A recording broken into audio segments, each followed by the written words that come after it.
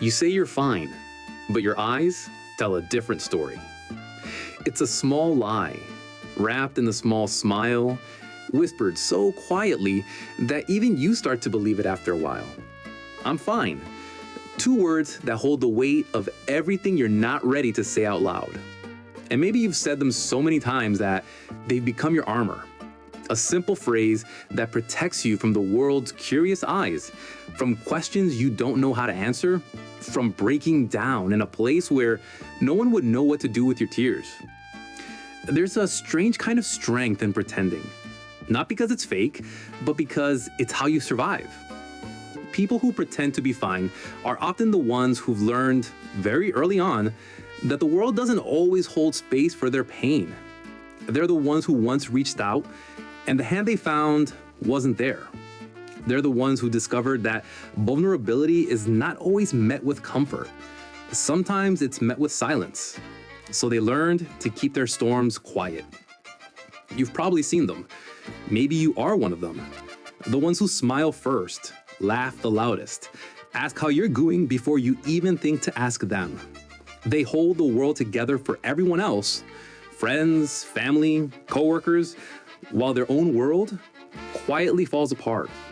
They're the ones who tell jokes to hide the tremble in their voice, who stay up late texting others, "Are you okay?"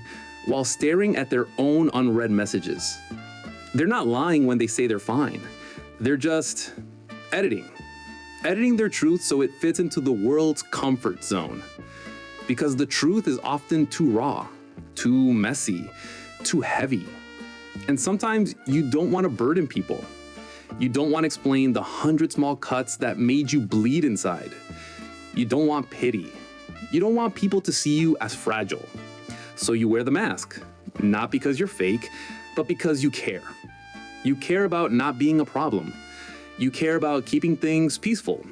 You care about staying strong even when you don't know who you're being strong for anymore. There's a girl sitting at her desk, answering emails with perfect grammar and polite replies. Her coworkers say she's so put together.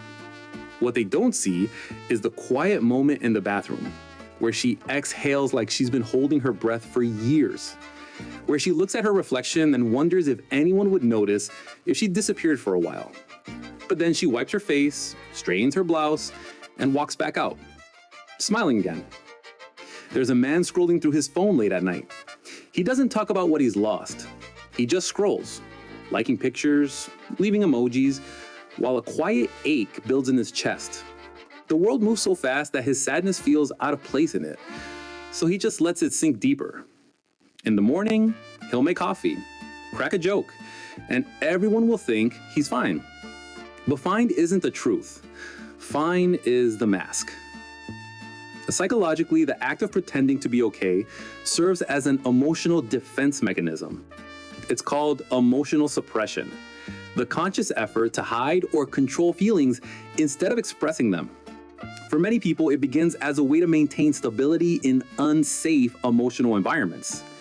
Maybe growing up, expressing sadness was seen as weakness. Maybe crying made others uncomfortable. Maybe no one ever asked how you were. Not really.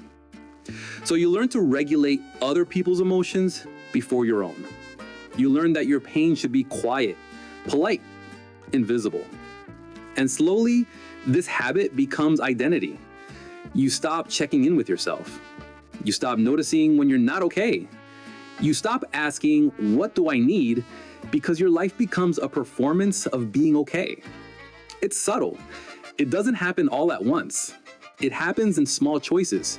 Choosing silence over honesty, choosing a smile over a sigh, choosing to carry what should have been shared. And the more you do it, the better you get at it. You learn the right tone of voice, the perfect timing of laughter, the correct amount of eye contact to make you believe that you're doing great. But behind all of it, your nervous system keeps score. Because your body always knows what your mind tries to hide. That's why sometimes, even when everything seems fine on the outside, you feel exhausted for no reason. You wake up tired. You feel heavy. You don't understand why a small inconvenience suddenly makes you want to cry. It's because pretending to be fine takes energy. Emotional suppression drains you. Your body carries what your words don't release. There's an invisible tax to pretending, and it's paid in quiet breakdowns, in isolation, in sleepless nights that feel longer than they should. But here's the thing people often misunderstand. Pretending to be fine doesn't make you weak. It means you've been strong for too long. And sometimes the strongest people are the ones who've never been given permission to fall apart. So they become their own comfort. They wipe their own tears.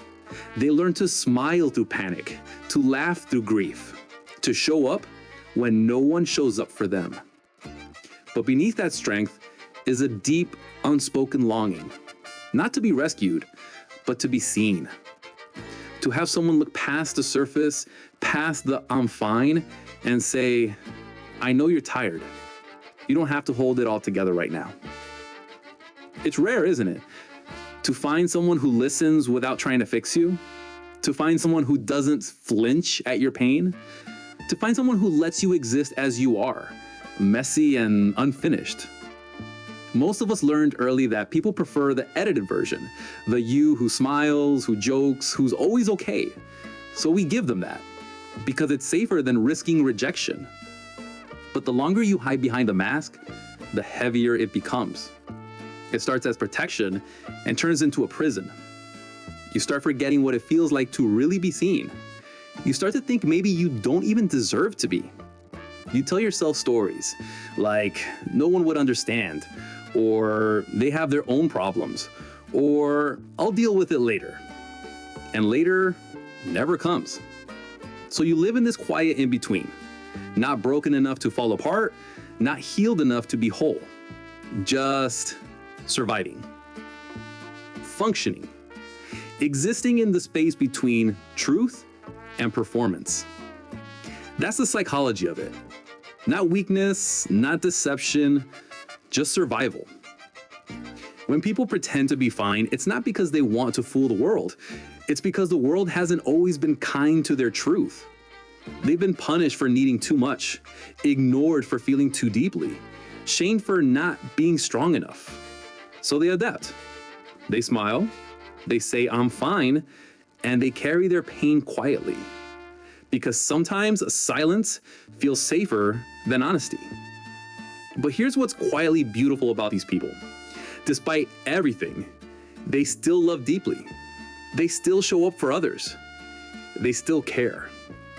Even when they're running on empty, they give because they know how it feels to go without. Their kindness is not weakness. It's the echo of all the pain they've survived.